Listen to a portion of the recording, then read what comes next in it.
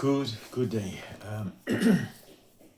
As I promised, I'm going to do a video every day. This is my last day, last week, last month of working, and I thought it well to share my experience as being a child and healthcare worker at the facility of boys. This is my third video. If you want to follow the story, you can go look at the other two videos just to get a bit of context. Now, yesterday I stopped at the point of trying to get into the work, but about the environment. And so the beginning of the first couple of days, I would say up until about middle next week, it's going to sound very hectic, the environment that I found myself in when I started to work. Because remember, I just started to work. I wanted to work for government. I didn't have any inclination of what work it was for government. I wanted to work for government because government gave you some security, which is you could buy a house, you had medical aid, you had pension. So those are the things that you want to have when you start to work, because it creates a sense of security for your family and all that. So that was the reason why I took the job where I took the job at the facility of boys called Bonington in Wynberg at that stage. And that environment, when I arrived at the environment, all the people, including myself, we weren't trained to provide developmental care. Those words were not even in our vocabulary.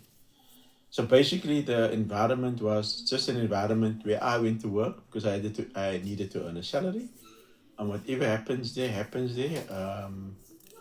The environment was more skewed towards the comfort of staff. Whatever was beneficial for staff is what we did. There was no, or very limited, we say no because no means it's very strong, but there was very limited interactiveness between staff and children. There was no such thing as programs. The programs we did was watch TV, play a little bit outside. So now and then the children can play a bit of soccer, but there was no planned activities, if I might call it, if I can call it that. So it was all about coming to work, trying to do as little as possible. You just make sure that you do the bare minimum of making sure that nobody runs away, nobody gets hurt. You still they must go to the doctor, to the clinic. That outside you take them there. We had to sit in the hospital for the whole day, and that was what some staff didn't, because I had to sit at the doctor for a whole day at the hospital for the whole day with the boy. We also didn't view boys as being in need. We just viewed them as being what brought them here is their choice. So you know what, here it is, they will have to do and see what we want to do with them. So it was a very toxic environment for development of young people.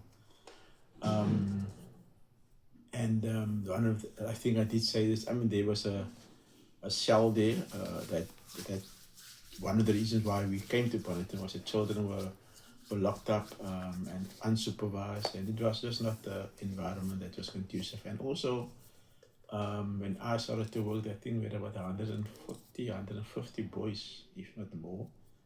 And there were 4 people on a shift. It's 8 people. There were 4 dormitories. So you can imagine that one person working with a minimum of 40 boys.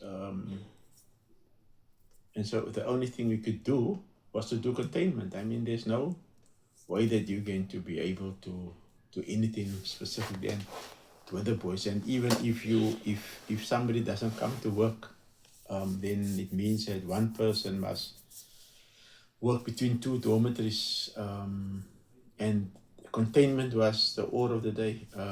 And because it was all men, because it was only males, and the staff working with the boys were all male. It was a male-dominated environment. The females was there, was a secretary, a social worker, some staff, female staff working in the kitchen, obviously, and then females are working in the laundry. So it was an environment where children's development, and like I said in the beginning of this whole journey of mine, it sounds, but it's going to get good things as we move. But I need to create this basis for you, so you can understand as you follow as you follow this, you will get to understand the growth. Hopefully, you're gonna experience that throughout my life as a child in healthcare work, and how things change, and how incidences changed the way that I operated.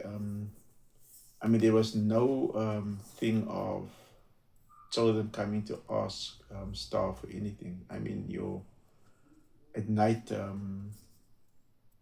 was only one person at night looking after the whole facility of 160, 170 boys.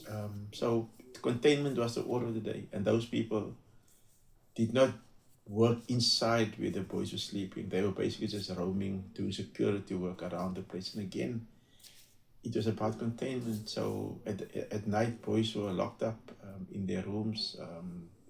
I'm saying it's not a nice thing, but it's part of my development over the years. So boys were locked up. It was not nice to lock the boys up, make sure that there's a potty toilet thing inside the room for them. So one never knew what happened during the night with no new boys. And if I yeah, and yeah, so I say it wasn't a pleasant environment for children to be in. But obviously there were some good things that also happened for children in that time. But so that was just the basis of what I mean, yeah. And so when I come back again tomorrow, I will again take you further on this journey. So thank you for watching. Bye bye.